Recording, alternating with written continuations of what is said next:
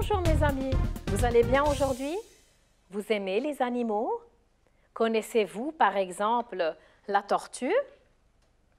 C'est un reptile qui a une carapace. Il existe des tortues de terre et des tortues aquatiques. La tortue mange surtout des végétaux, mais quelques-unes mangent aussi de la viande. Et l'escargot? C'est un mollusque sans squelette, dont le corps est caché sous une coquille. Il aime les lieux humides et se nourrit principalement de végétaux, mais aussi de débris d'animaux. Dans l'épisode d'aujourd'hui, l'histoire est très amusante. C'est une histoire pas comme les autres. C'est l'histoire de Tutu, la tortue.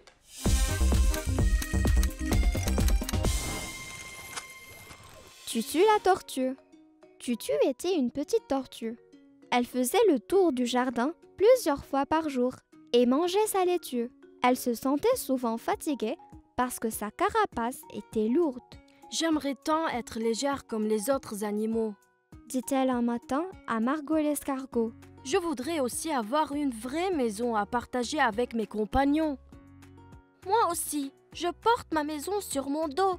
Ne sois pas malheureuse. C'est injuste. Le renard a un terrier, l'oiseau un nid douillet, le chien une niche, la vache une étable, le chat un panier dans la maison de son maître.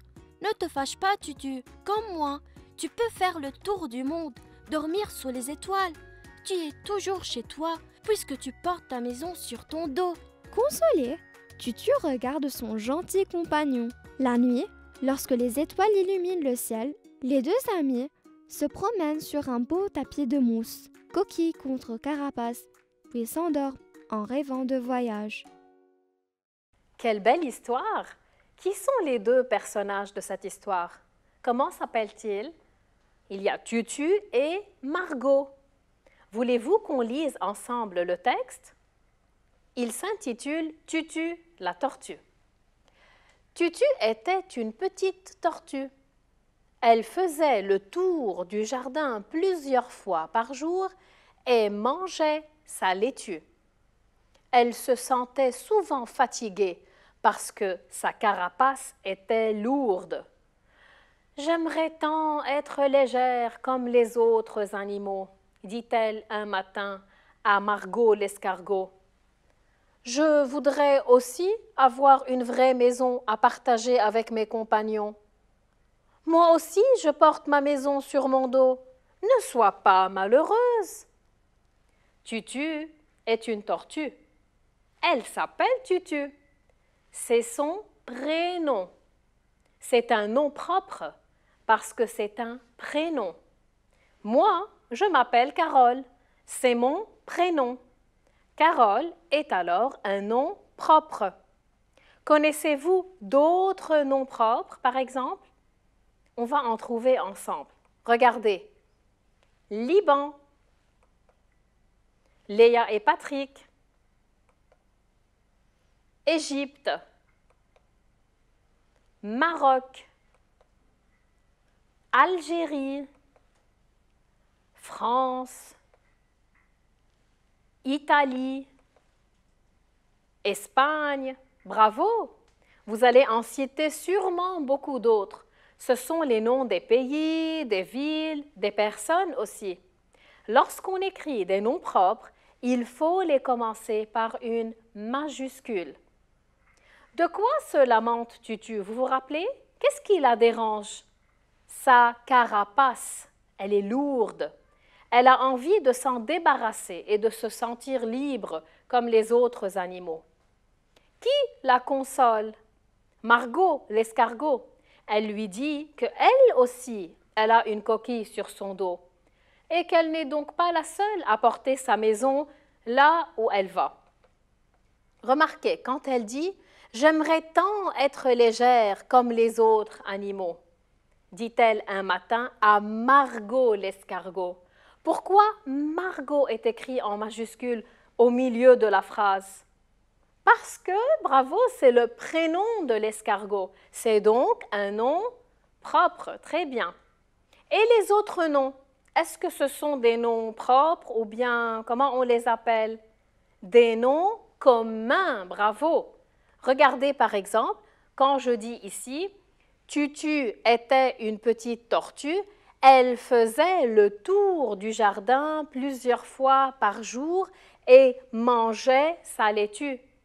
Où sont les noms communs dans ce passage? On a par exemple tortue, on a tour, jardin, foie, on a jour aussi et bien sûr laitue. Parfait.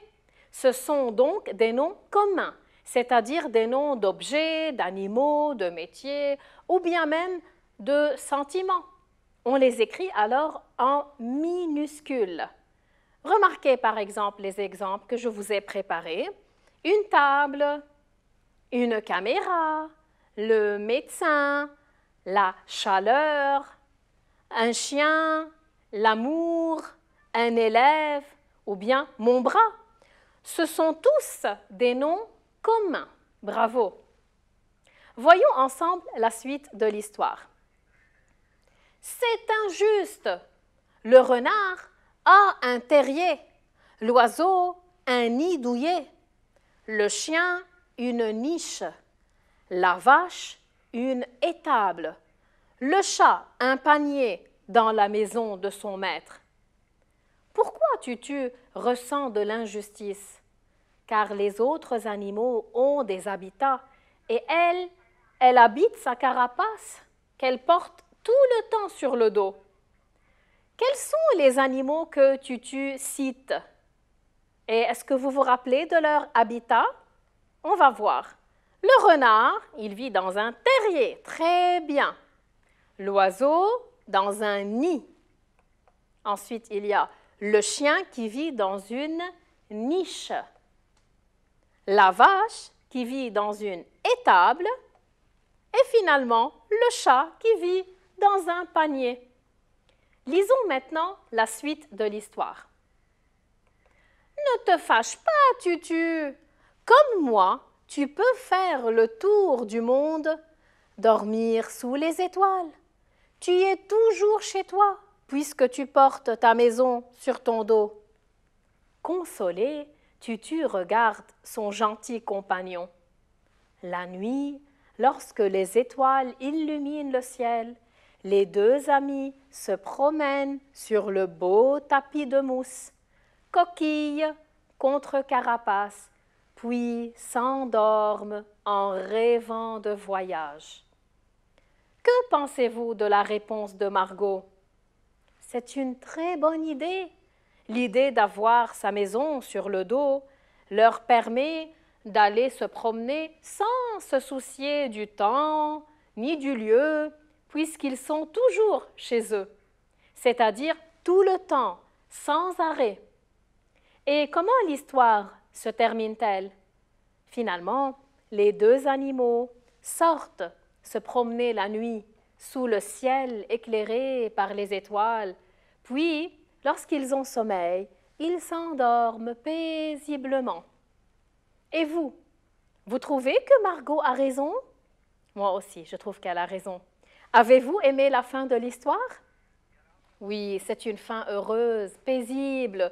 Les deux animaux sortent passer de beaux moments en paix et Tutu n'est plus dérangé. Voulez-vous dessiner Tutu et Margot la nuit sur le tapis de mousse? Si vous savez le faire, n'oubliez pas d'accrocher le dessin dans votre chambre et de raconter leur histoire à vos camarades. Il est temps maintenant de se dire au revoir, mes amis, et à bientôt.